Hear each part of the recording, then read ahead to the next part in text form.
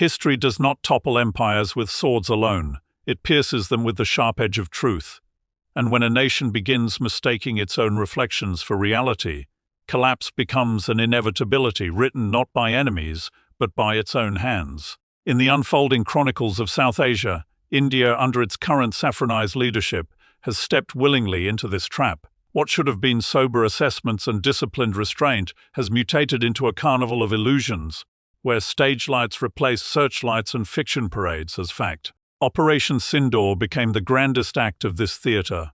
What commenced as a bid to reclaim lost prestige quickly devolved into a labyrinth of contradictory statements, inflated victories and vanishing evidence.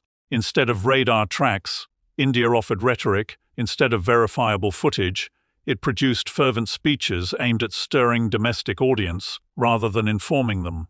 The tragedy was not the setback in the skies. Nations win and lose battles, but the abandonment of truth by institutions once revered for their professionalism. Under Prime Minister Narendra Modi's rule, the boundaries between political spectacle and military duty have blurred to the point of disappearance. In an age when sober leadership is essential, the Indian armed forces have found themselves repurposed as instruments of partisan narrative building. Bureaucrats echo party slogans, officers temper reports to fit ideological storylines, and national broadcasters amplify unverified triumphs as holy writ. The shift has been gradual, deliberate, and devastating. Then came May 2025, a month scripted for confrontation, but remembered for revelation.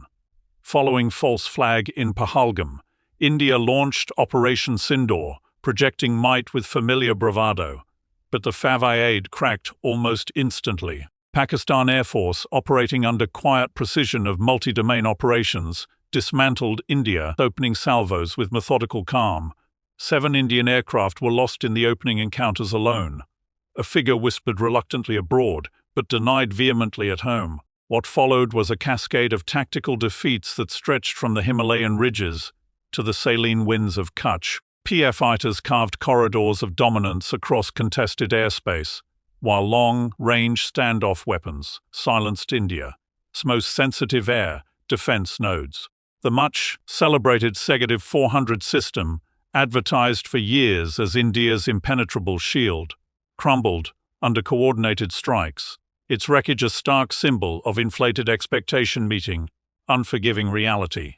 Even the outskirts of New Delhi felt the tremor as unmanned aerial systems slipped past defensive layers that had been declared impregnable. And yet, as smoke settled, the IAF chief stepped before cameras to proclaim victory, a refrain unsupported by any independent verification months later.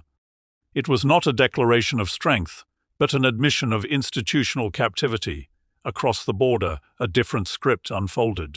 Under Air Chief Marshal Zaheer, Ahmed Sidhu, Pakistan, Air Force embraced restraint over rhetoric, evidence over emotion.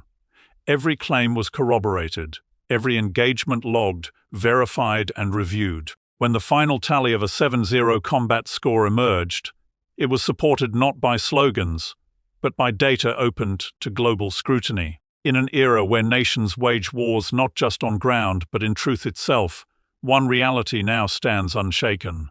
Air superiority is not earned through microphones. It is earned through mastery, through which Pakistan Air Force had surely outclassed Indian Air Force.